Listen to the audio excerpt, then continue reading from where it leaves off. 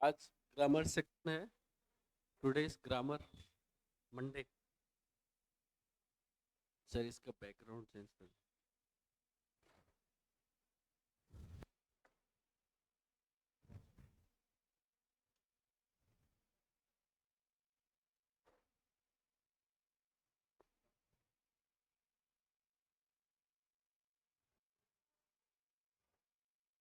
देखिए friend, last class के अंदर हम लोगों का ग्रामर में जो टॉपिक स्टार्ट हुआ है, इसका नाम है noun. First topic.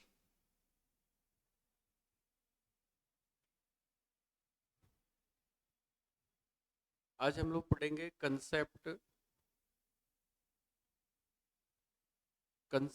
Of uncountable noun. Heading डालिएगा, कंसेप्ट ऑफ अनकाउंटेबल नाउन।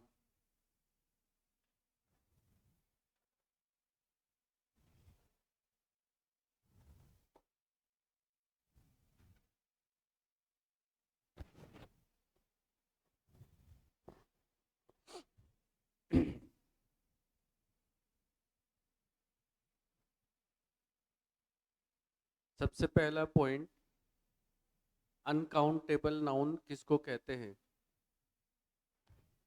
नाम से ही बहुत कुछ क्लियर है कि वह नाउन जिसकी गिनती हम नहीं कर सकते उसे अनकाउंटेबल नाउन कहते हैं। दोबारा रिपीट करता हूँ, ध्यान से सुन लीजिए। गेट बंद कर दीजिएगा प्लीज।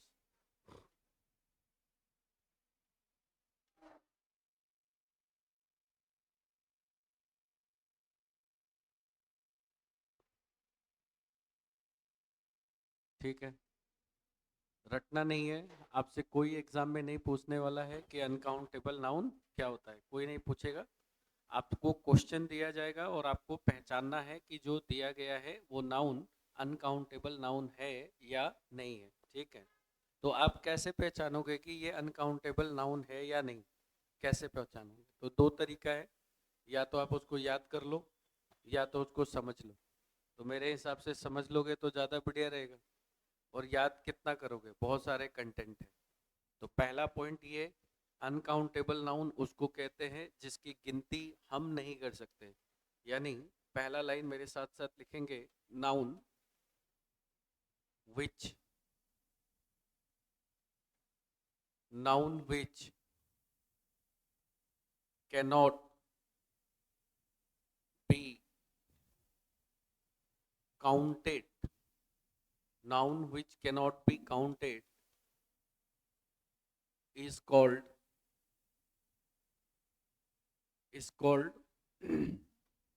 uncountable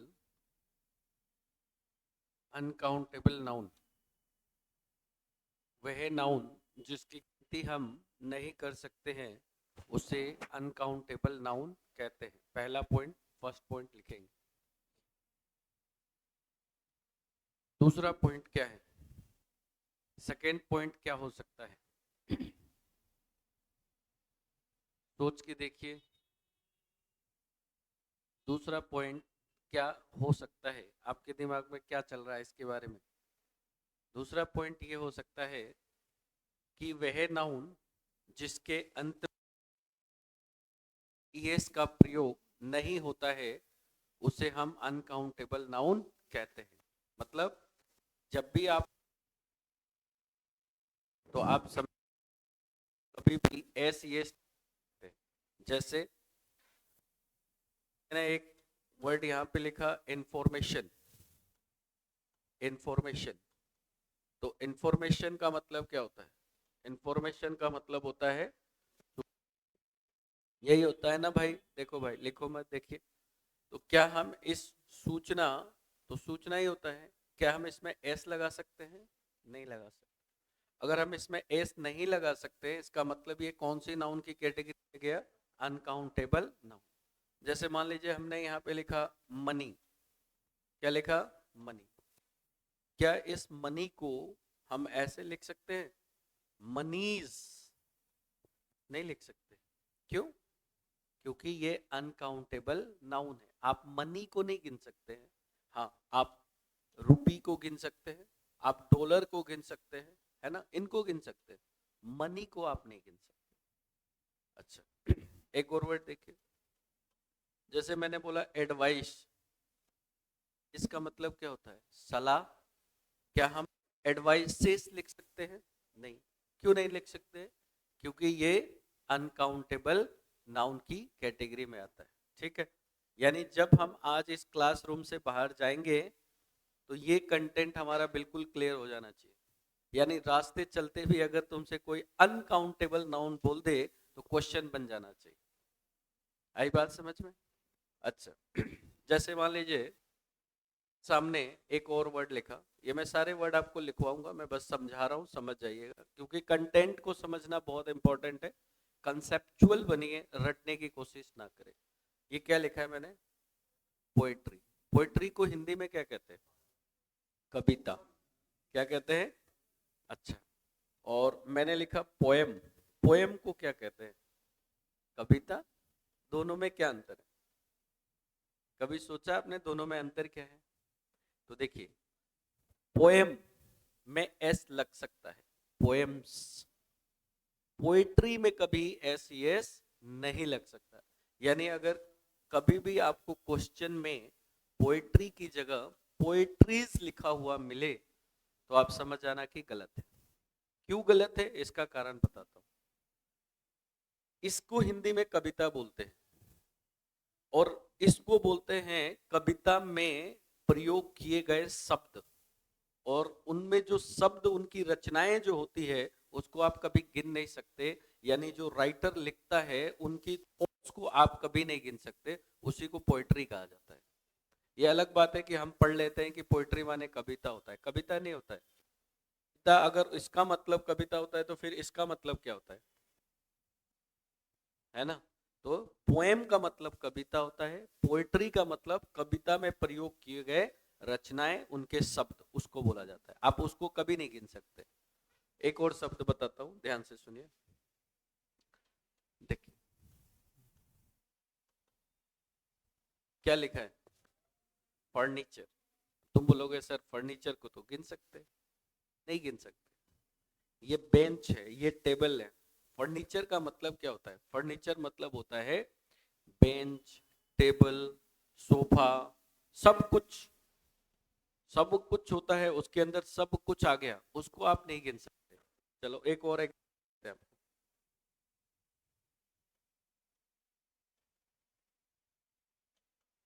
बताइए क्या लिखा है? इसका क्या मतलब होता है? गहने, आभूषण, बिल्कुल सही। इसको आप नहीं गिन सकते। क्यों? क्यों नहीं गिन सकते? थोड़ा कारण समझ। अगर आपने मेरी क्लास ली हुई है तो आपको पता है कि ये किस नाउन की कैटेगरी में आता है? Material noun, uncountable noun. तो अगर मैं मैथ मैथ तो आप लोग जानते हैं, अगर मैं बोलूं ए बराबर बी, इसका मतलब हुआ जो काम ए करेगा वही काम, यानी जो कंसेप्ट होगा वही कंसेप्ट अनकाउंटेबल नाउन का भी होगा। रटने की जरूरत नहीं है। दूसरा लिखिएगा, सेकेंड पॉइंट। अनकाउंटेबल नाउन के अंत में सेकेंड पॉइंट है ये, अनकाउंटेबल नाउन के अंत में एस और ई एस जोड़कर, अनकाउंटेबल नाउन के अंत में एस और ई एस जोड़कर प्लूरल नाउन नहीं बनाया जा सकता है। अनकाउंटेबल नाउन के अंत में एस और ई एस जोड़कर प्लूरल नाउन नहीं बना सकते। जैसे, नीचे लिखेंगे जैसे,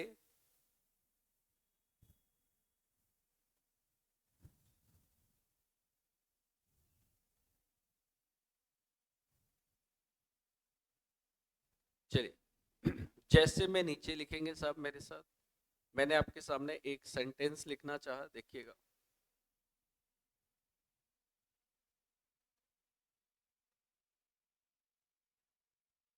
I do not I do not like the poetries. I do not like the poetries of Viren and Shelley. Biren और शैली की लिखी गई कविताएं मुझे पसंद नहीं है। इस लाइन में गलती क्या लिखा है? पोइट्रीज गलत है। आप जब नोट्स बनाएंगे तो इसको पूरी लाइन को दोबारा रिपीट लिखेंगे। I do not like the poetries की जगह लिखिएगा poetry of Biren and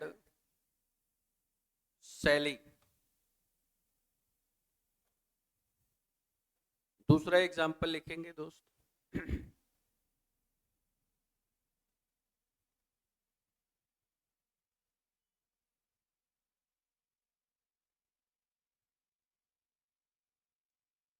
the sceneries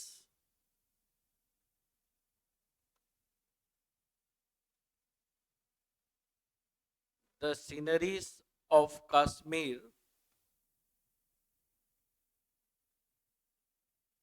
is beautiful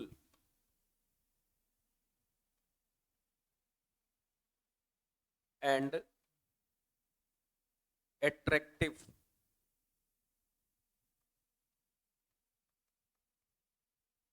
इस क्वेश्चन में क्या गलत नजर आ रहा है आपको? सीनरीज का हिंदी में क्या मतलब होता है? दृश्य। क्या होता है? दृश्य, नजारा। और नजारा को आप कभी गिन नहीं सकते हैं, ये अनकाउंटेबल नाउन होता है। इसको हम लिखेंगे scenery. The scenery of Kashmir, the scenery of Kashmir is beautiful and attractive।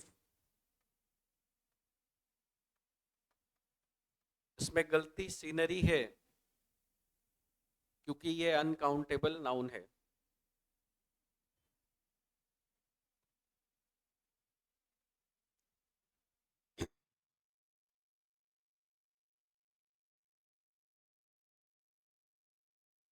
किसी भी स्टूडेंट को किसी भी पॉइंट में, देखिए मेरा पढ़ाने का मेन कंटेंट है कि मैं चाहता हूं आपका कंसेप्ट क्लियर, ना कि आप रट के जाए। रटेंगे तो पेपर नहीं हो पाएगा। सीधी बात है। क्यों नहीं होगा? क्योंकि आजकल क्वेश्चन ऐसे आ रहे हैं जहां आपको कंसेप्ट की जरूरत है, ना कि आपको कंटेंट को रटने की जरूरत है। तो दूसरा पॉइंट वो क्लियर हो गया आपका। क्या पढ़ाया था कि अंत में हम कभी भी एस और यस का उपयोग कर कर इसको हम प्लूरल फॉर्म में नहीं बना सकते। तीसरा पॉइंट लिखिए। पॉइंट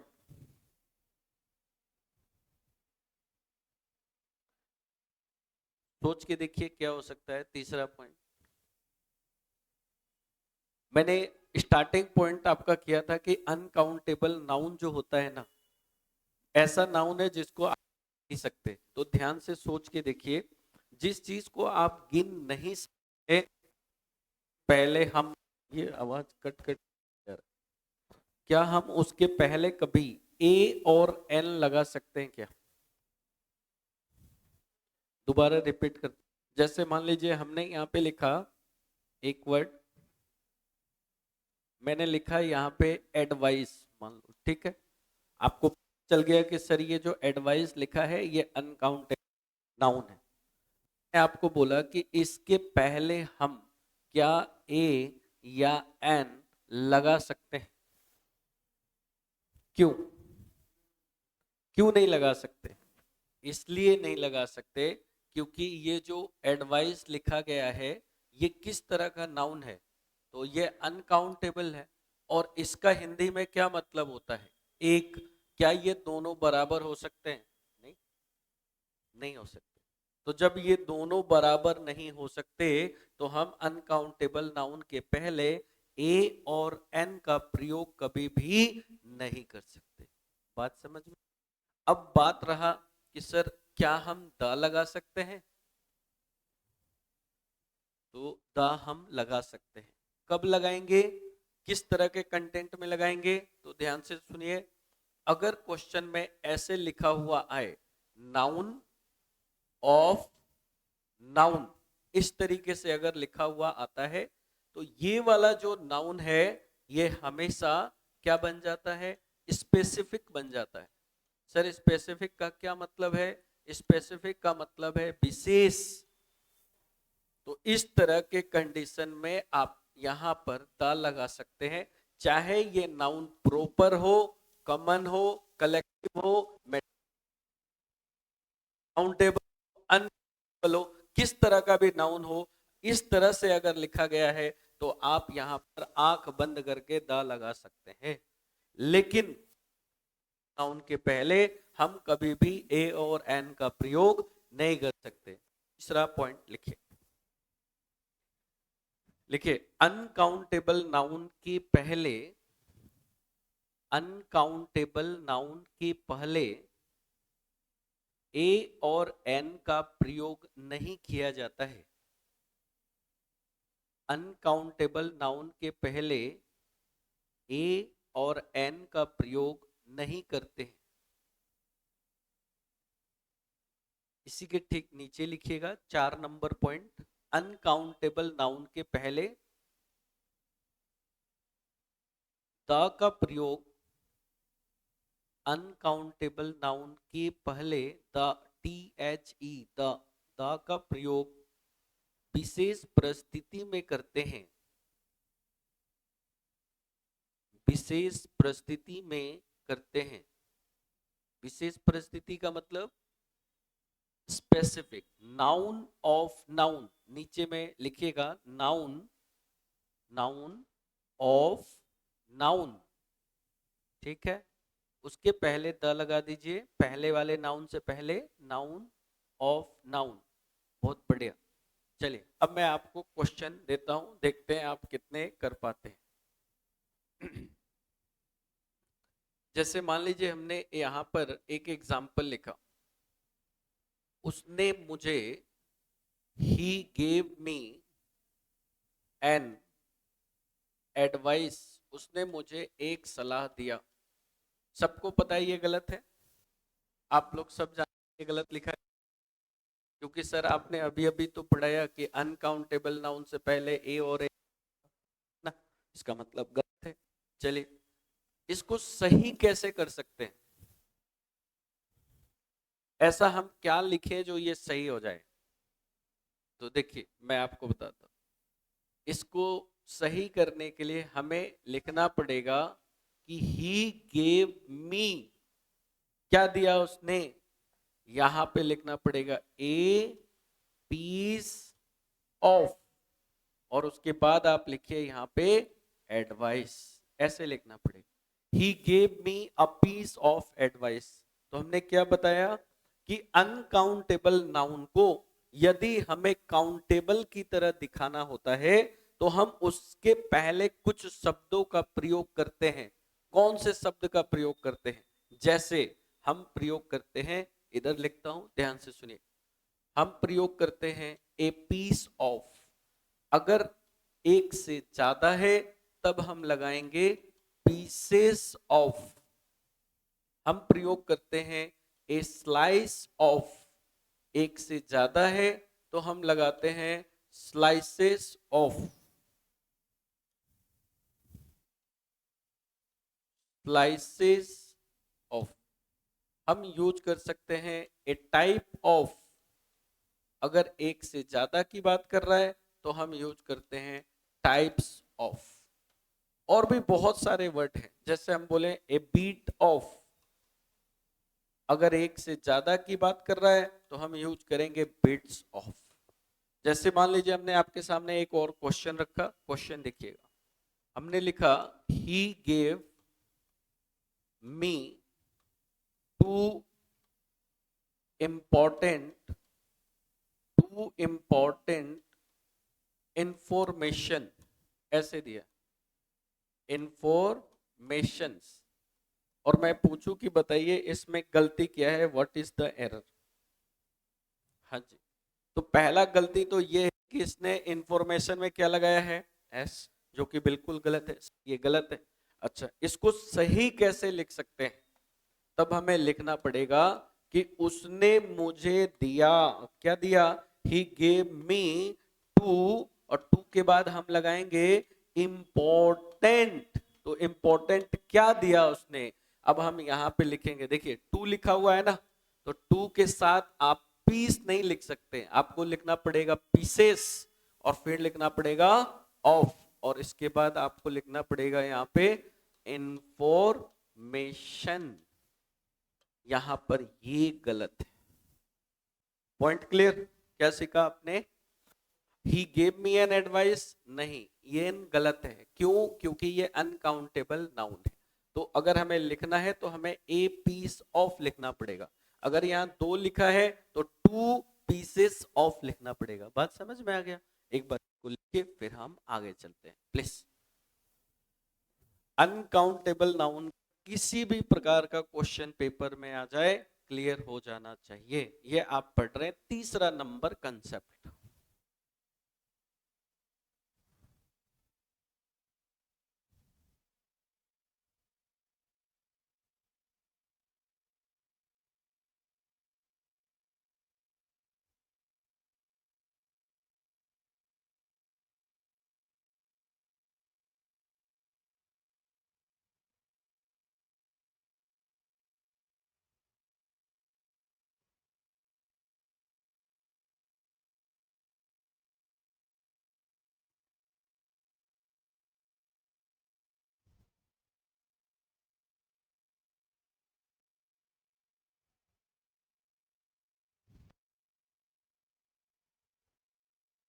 लिख लिए मेरे भाई, चलिए एक कदम आगे बढ़ते हैं, वन स्टेप अहेड।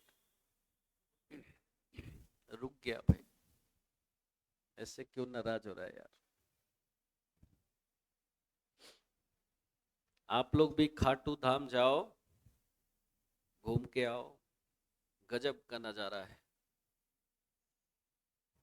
रिंगस से और खाटू का जो तोरण द्वार है, वहां जाने में पैदल 4 से 5 घंटे लगे थे, और तोरण द्वार से उनके मंदिर तक जाने में 5 घंटे लगे। अरे जाने जाने का कल हालत इतनी गंभीर थी कि अब पूछो मत। लेकिन हमें सोचा यार तो सोमवार है, अगर क्लास ऑफ करूंगा तो हमारे बच्चे नाराज हो जाएंगे, इसीलिए मैं आ गया बाबा के दरबार। चले, कितने नंबर कंसेप्ट पे चले, इधर देखो 4 नंबर लिखिए। अच्छा, ये आप लोगों ने लिख लिया क्या इसको, हैव यू, आपने लिख लिया तो। अच्छा, आपने इसको जहां भी लिखा है ना उसके ऊपर एक लाइन लिखिएगा जो मैं बोल रहा हूं, लिख लीजिए। अनकाउंटेबल नाउन को, अनकाउंटेबल नाउन को काउंटेबल नाउन बनाने के लिए, अनकाउंटेबल नाउन को काउंटेबल नाउन बनाने के लिए कुछ शब्दों का प्रयोग किया जाता है। अनकाउंटेबल नाउन को काउंटेबल नाउन बनाने के लिए कुछ शब्दों का प्रयोग किया जाता है, जैसे अनकाउंटेबल नाउन को काउंटेबल नाउन बनाने के लिए कुछ शब्दों का प्रयोग किया जाता है, जैसे, ठीक है। अब उसके बाद ये वाला आप लिख सकते हैं, a piece of, pieces of, a slice of, slices of, a bit of, bits of, a kind of, kinds of, है ना। बहुत सारे वर्ड हैं इसमें लिखने के लिए, पर ज्यादातर काम इसी दोनों से चल जाएगा आपका। चलो फ्रेंड, एक कदम और आगे आपको बताते हैं, ध्यान से सुनिए। 4 नंबर पॉइंट के बाद एक इसमें मैंने एक्सेप्शन आपको बताया था, जिसको हिंदी में अपवाद कहा जाता है, एक्सेप्शन। जैसे पहला सवाल मैंने लिखा आपसे कि dash scenery of Kashmir, scenery of Kashmir dash is या आर वेरी ब्यूटीफुल, ब्यूटी। ये क्वेश्चन मैंने अभी थोड़ी देर पहले भी पूछा था। मैंने डैश लिखा ब्यूटी ऑफ, किसी का नाम लिख देते हैं, है ना, dash gold of south Africa, dash fine, dash T of Assam, dash cotton of Gujarat. चलिए प्लीज एक बार बोर्ड पे देखिएगा, उसके बाद लिखिएगा। थोड़ा सा इसको देखिए तो, जो मैंने लिखा है आपके सामने क्या है। मैंने लिखा है सीनरी, कौन है, अनकाउंटेबल। कौन सा नाउन है, अनकाउंटेबल। ये क्या लिखा है, ब्यूटी, ब्यूटी मतलब सुंदरता, सुंदरता। कौन सा नाउन है, किसी के, हाँ, अनकाउंटेबल। दोबारा सोच के बताओ कौन सा नाउन है, कौन, नहीं, नाउन ऑफ नाउन तो है, वो मुझे पता है, कौन सा नाउन है, एब्स्ट्रैक्ट नाउन। क्या आप किसी की सुंदरता देख सकते हैं, नहीं। अच्छा, ये क्या लिखा हुआ है, गोल्ड, कौन सा नाउन है ये, मेटेरियल नाउन है, मेटेरियल नाउन है, द्रव्यवाचक संज्ञा। ये क्या लिखा हुआ है, टी, टी कौन सा नाउन है, मेटेरियल नाउन है ना, मेटेरियल नाउन। देखो फ्रेंड, ये क्या लिखा है, क्वेश्चन, ये भी कौन सा नाउन है, मेटेरियल नाउन है। और मेटेरियल नाउन हो या एब्स्ट्रैक्ट नाउन हो, अच्छा सीनरी, सीनरी कौन सा नाउन है, अनकाउंटेबल नाउन, है ना। तो आपको क्या पढ़ाया मैंने कि जो अनकाउंटेबल नाउन होता है, इसी की कैटेगरी में एब्स्ट्रैक्ट नाउन भी आता है और मटेरियल नाउन भी आता है। ये दोनों बराबर काम करते हैं, मतलब जो कंसेप्ट आप इसका पढ़ेंगे वही कंसेप्ट इनका भी लगेगा, ठीक है। आपने पढ़ा कि अनकाउंटेबल नाउन के पहले हम आर्टिकल का प्रयोग नहीं करते, यानी एन का प्रयोग नहीं करते, है ना। और फिर मैंने आपको पढ़ाया द का प्रयोग करते हैं, द का प्रयोग हमने पढ़ा। देखिए सीनरी क्या लिखा है यहाँ पर, नाउन, ब्यूटी क्या है, नाउन, गोल्ड क्या है, नाउन, टी क्या है, नाउन, कॉटन क्या है, नाउन, बीच में क्या आया, ऑफ। और फिर देखिए कश्मीर, आलिया भट्ट, साउथ अफ्रीका, असम, गुजरात, ये भी क्या है, नाउन। तो ऐसा अगर जब भी बने ना, तो आगे क्या लगाना चाहिए, तो इसमें सब में क्या लग जाएगा, इसमें द लग जाएगा। बात समझ में आया यहाँ पे। अच्छा, अब एक चीज और मैंने पूछा है आपसे, थोड़ा सा देखिएगा फिर लिख लीजिएगा। मैंने यहाँ पे लिखा है कि ईज आएगा कि आर आएगा, ईज आएगा, आर आएगा, ध्यान से समझिएगा। देखो भाई, सीनरी ये नाउन है और ये भी नाउन है, तो हम किसके अकॉर्डिंग वर्ब लेंगे, इसके अकॉर्डिंग या इसके अकॉर्डिंग, क्यों, क्यों इसके अकॉर्डिंग लेंगे, बहुत बढ़िया। तो सर ये जो ऑफ लिखा गया है ना, जो नए बच्चे हैं वो ध्यान से सुने कि ये प्रीपोजिशन है, और प्रीपोजिशन के बाद जो नाउन आता है वो ऑब्जेक्ट का काम करता है, और ऑब्जेक्ट के अनुसार कभी भी वर्ब का डिसीजन नहीं लिया जाता है। किसके अनुसार लिया जाता है, सब्जेक्ट के अनुसार। सब्जेक्ट हमारा सिंगुलर है, इसीलिए आंसर यहाँ क्या आएगा, इज आएगा। पॉइंट क्लियर हो गया, एक बार लिखिए आगे, एक्सेप्शन, ये सारे क्वेश्चन एक्सेप्शन में लिखेंगे।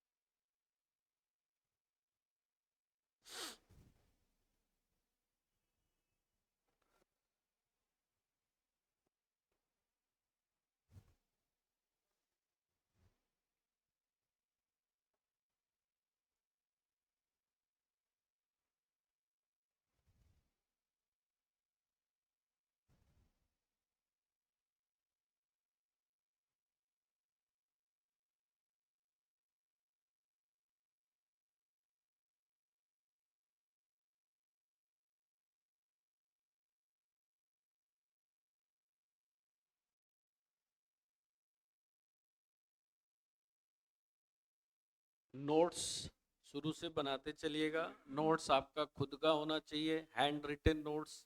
मैं आपको कितना भी नोट्स प्रोवाइड करा दूं, लेकिन जो आप लिखेंगे वो आपका ओरिजिनल कंटेंट होगा, ये बात ध्यान रखिए।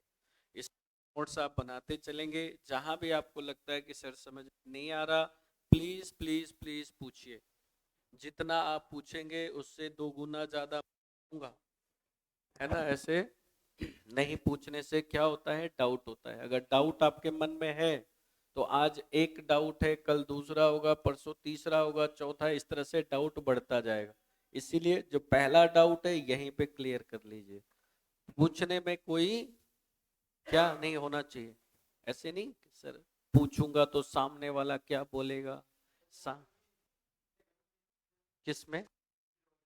तीसरे वाले में आर लगा दूं क्या? आर लगा देते, मेरा मन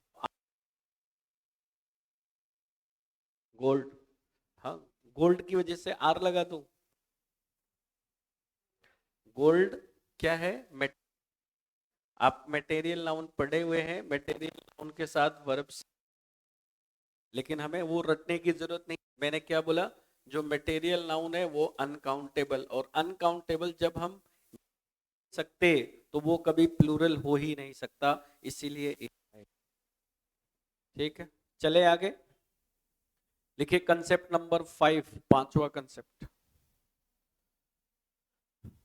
अनकाउंटेबल नाउन अपने बाद हमेशा सिंगुलर वर्ब का प्रयोग लेता है।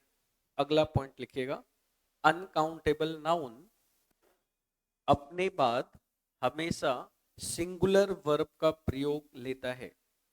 Singular verb is used after uncountable noun. Uncount noun अपने बाद हमेशा, ये शब्द और लिख लेना, हमेशा कौन से वर्ब का प्रयोग लेता है? सिंगुलर वर्ब का प्रयोग लेता है। ठीक है, क्लियर हो गया भाई साहब? क्या बताया? अनकाउंटेबल नाउन के बाद आने वाली क्रियाएं हमेशा सिंगुलर होती है। ठीक है जी। देखिए मेरे दोस्त, चलिए नेक्स्ट पे चलते हैं। इससे भी बढ़िया कंसेप्ट पढ़ाता हूं आपको। देखिए, एक वर्ड मैंने आपके, एक सेंटेंस लिख रहा हूं, इसके बाद इसको लिखिएगा मत, पहले देखिएगा। ही गेव मी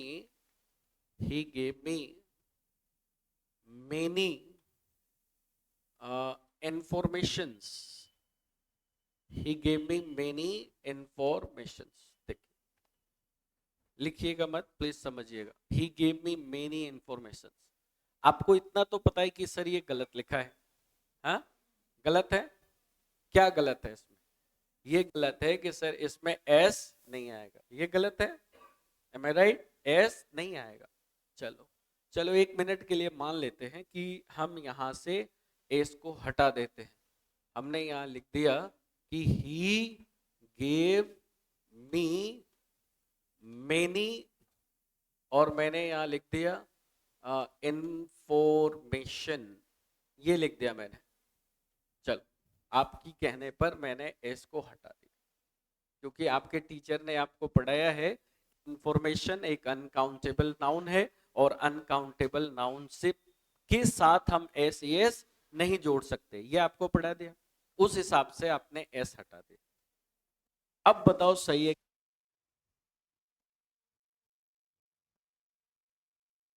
बेसिस ऑफ, अच्छा तो वो भी करके देख लेते हैं। हाँ, मैनी गलत लग रहा है, मैनी गलत लग रहा है क्या? थोड़ा देखिए तो। अगर मैं आपसे कंटेंट पूछूं, एक शब्द होता है मेनी और एक शब्द होता है मच। ठीक है, अगर मैं बोलूं मेनी, इसका मतलब होता है ज्यादा। किस चीज में ज्यादा? संख्या में ज्यादा। किस में ज्यादा? संख्या में। और अगर मैं बोलूं मच, इसका मतलब होता है ज्यादा, लेकिन किस में ज्यादा? मात्रा में ज्यादा। मात्रा में ज्यादा। यानी ये जो मेनी होता है ये नंबर के साथ आता है, ये नंबर को बताता है। और जो मच होता है ये क्वांटिटी को बताता है। क्वांटिटी का मतलब होता है मात्रा। मेनी के बाद आने वाला जो नाउन है, आगे जो नाउन आता है, वह नाउन हमेशा काउंटेबल होना चाहिए, यानी प्लूरल काउंटेबल नाउन होना चाहिए। आराम से समझिएगा, मेनी के बाद जो नाउन दिया जाता है वो काउंटेबल होना चाहिए, लेकिन कैसा? मेनी के साथ प्लूरल काउंटेबल होना चाहिए। मच के साथ जो नाउन आता है वह नाउन हमेशा सिंगुलर और अनकाउंटेबल नाउन होना चाहिए। यानी हमने क्या सीखा कि अगर इंफॉर्मेशन यहाँ पर है तो इसके साथ कभी भी का प्रयोग हम नहीं करेंगे, तो किसका प्रयोग करेंगे? मच का प्रयोग करेंगे। क्यों करेंगे? क्या सीखा आपने? करेंगे क्योंकि इंफॉर्मेशन किस तरह का नाउन है? अनकाउंटेबल, और अनकाउंटेबल नाउन से पहले हम किसका प्रयोग करते हैं? कभी भी मेनी का प्रयोग नहीं करते। यानी इसमें ये गलत है, instead of many you have to write much. Clear? अच्छा, किसी स्टूडेंट ने मेरे से बोला सर मुझे तो मेनी प्रयोग करना है। क्या मैं प्रयोग करना है? मेनी प्रयोग करना है। आप मेनी यूज करके इसको सही करिए, कैसे कर सकते? तब हमें लिखना पड़ेगा, अभी आप थोड़ी देर पहले पढ़े थे कि अनकाउंटेबल नाउन को काउंटेबल की तरह दिखाने के लिए हम कुछ शब्दों का प्रयोग करते हैं। कौन सा शब्द था? A piece of, pieces of, a slice of, slices of, a kind of, kinds of, यही था ना? तो हम इसको ऐसे भी तो सही कर सकते थे। हम यहाँ पे ही गेव मी मेनी, मेनी माने ज्यादा, तो अगर ज्यादा है तो आप लिख दीजिए पीसेस ऑफ इंफॉर्मेशन, ऐसे लिख सकते हैं। और अगर आपको ऐसे भी नहीं लिखना, तब आप लास्ट ऑप्शन आपके पास क्या बचेगा? ही गेव मी मच इंफॉर्मेशन। लास्ट ऑप्शन आपके पास ये है। हाँ जी, आ गया समझ में? मेनी और मच का अंतर समझ में आया आपको? क्या अलग अलग होता है, क्या सीखा? अगर आपसे कोई पूछे कि बताओ मेनी कहाँ आता है और मच कहाँ आता है, तो क्या बताएंगे? तो सबसे पहले बताएं कि मेनी का मतलब होता है ज्यादा। किस चीज में ज्यादा? संख्या में। और मच का मतलब भी ज्यादा। किस में ज्यादा? मात्रा में ज्यादा। मेनी के बाद जो नाउन आता है वो कैसा नाउन होता है? काउंटेबल। और मच के बाद जो नाउन आता है वो कैसा नाउन होता है? अनकाउंटेबल। लिखिए कंसेप्ट नंबर कितना चल रहा है? पांचवा ना? पांचवा में लिखिएगा कंसेप्ट नंबर 5। मेनी और मच लिखिए, मेनी और मच। मेनी, मेनी के आगे लिखिए संख्या में ज्यादा, संख्या में ज्यादा। ठीक है?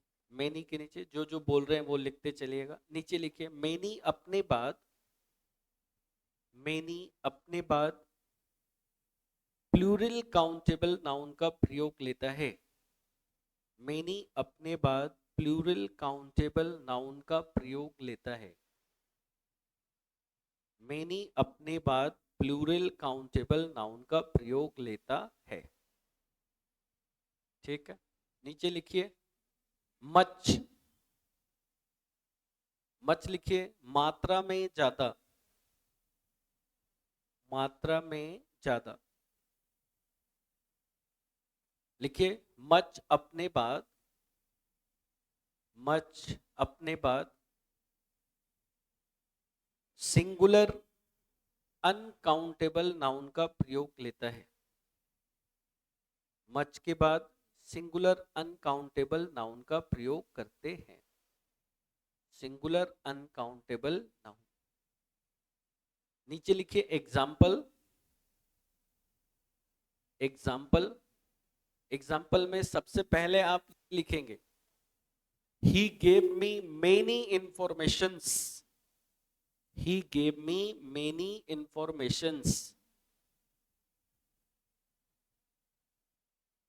इसमें पहला गलती तो ये है कि एस लगाया है, ये पहला गलती है जो आपको दिखना चाहिए, एस नहीं आएगा, फर्स्ट एरर। अब इसको सही कैसे कर सकते हैं वो लिखिए। सॉरी, ही गेव मी मच इंफॉर्मेशन, यानी मेनी की जगह मच लगाइए, ये इसका दूसरा तरीका है। तीसरा, अगर मेनी देगा तो कैसे लिखेंगे मेनी के साथ, ही gave me many pieces of information, many pieces of information. उम्मीद करता हूं आपको मेनी और मच भी समझ में लगभग लगभग आ गया होगा। देखो फ्रेंड, अब मैं अनकाउंटेबल नाउन के आखिरी कंसेप्ट पढ़ाने जा रहा हूं, यानी लास्ट कंसेप्ट। ठीक है, देखिए लास्ट कंसेप्ट है ये। अब मैं आपको इसकी पूरी लिस्ट दिखाता हूं।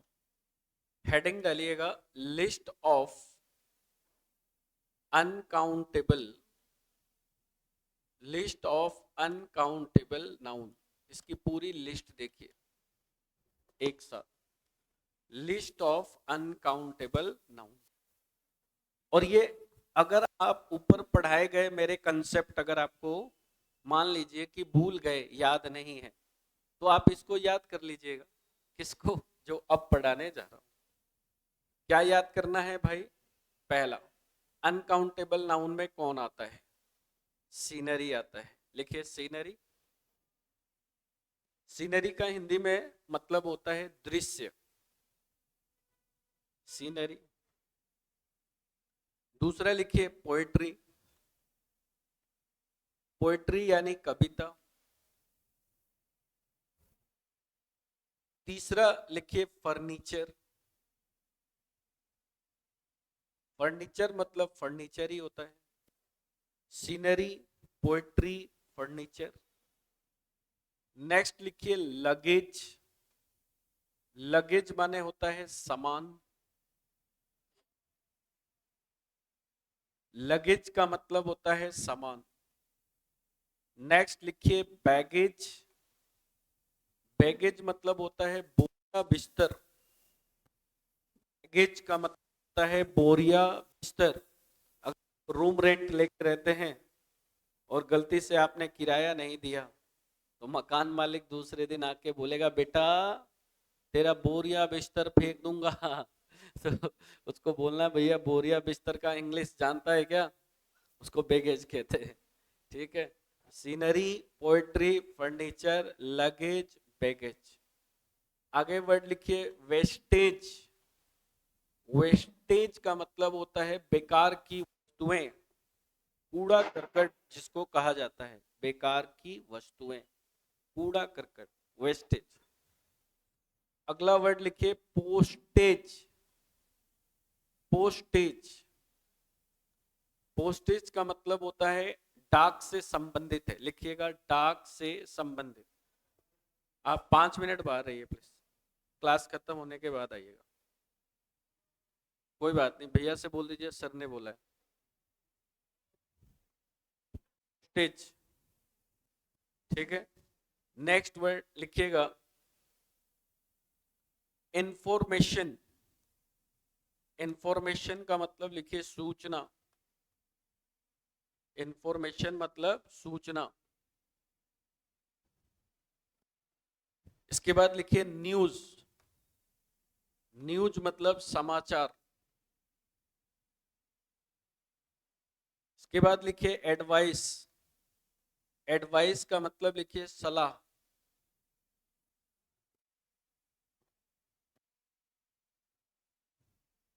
इसके बाद लिखिए ज्वेलरी, ज्वेलरी का मतलब लिखिए गहने।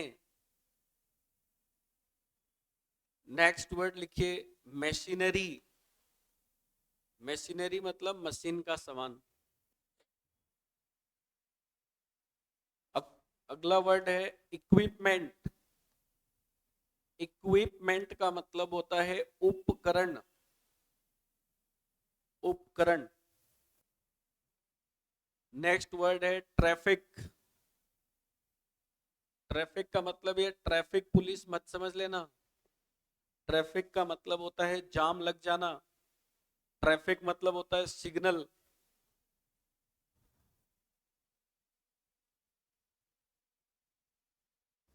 नेक्स्ट वर्ड लिखिए स्टेशनरी। स्टेशनरी मतलब जहां पे पेन, पेंसिल, कॉपी, कलम सब मिलता है उसको बोलते हैं। नेक्स्ट लिखिएगा क्रोकरी। क्रोकरी का मतलब होता है मिट्टी की जो बर्तनें होती हैं उनको कहा जाता है चीनी मिट्टी की, क्रोकरी। हाँ जी, चलिए मेरे साथ साथ बोलिए। आप सभी लोग को मेरे साथ साथ बोलना है। Are you ready? क्या आप तैयार हैं? अगर हैं तो बोलिए पहला वर्ड क्या है, दूसरा, तीसरा, नेक्स्ट बोलिए, नेक्स्ट बोलिए, नेक्स्ट बोलिए, नेक्स्ट, नेक्स्ट बोलिए, नेक्स्ट बोलिए, नेक्स्ट, नेक्स्ट बोलिए, नेक्स्ट बोलिए, नेक्स्ट, इक्विपमेंट, नेक्स्ट बोलिए, नेक्स्ट, नेक्स्ट बोलिए, नेक्स्ट लिखिए मनी, पैसा। तुम बोलोगे सर पैसा दे दो मैं गिन लूंगा। पैसा गिन सकते हो, मनी नहीं गिन सकते, ठीक है। दौलत, दौलत थोड़ी ना गिनी जाती है यार। चलो, अब आखिरी चीज मतलब लास्ट पॉइंट मैं बता रहा हूं, ध्यान रखना। अनकाउंटेबल नाउन की कैटेगरी में कितने नाउन आते हैं? तो दो नाउन। कौन कौन से? एक आता है मटेरियल नाउन आता है, और दूसरा आता है एब्स्ट्रैक्ट। एब्स्ट्रैक्ट को हिंदी में क्या कहते हैं? भाववाचक संज्ञा, ऐसा संज्ञा जिसको हम गिन नहीं सकते। बात समझ में आ गया? अब मैं रिवीजन करा रहा हूं, मेरी बात को सुनिए। पेन को नीचे रख दो, अब पेन की जरूरत नहीं है। क्या क्या सुनना है, बस 5 बातें याद रखनी है। जब भी अनकाउंटेबल नाउन दिखाई दे, ए और एन नहीं आएगा, पहला। दूसरा, अनकाउंटेबल नाउन से पहले मेनी नहीं आ सकता। तीसरा, अनकाउंटेबल नाउन के अंत में एस ई एस का प्रयोग नहीं कर सकते। चौथा, अनकाउंटेबल नाउन हमेशा सिंगुलर वर्ब लेता है, कभी भी प्लूरल वर्ब नहीं लेगा। और लास्ट,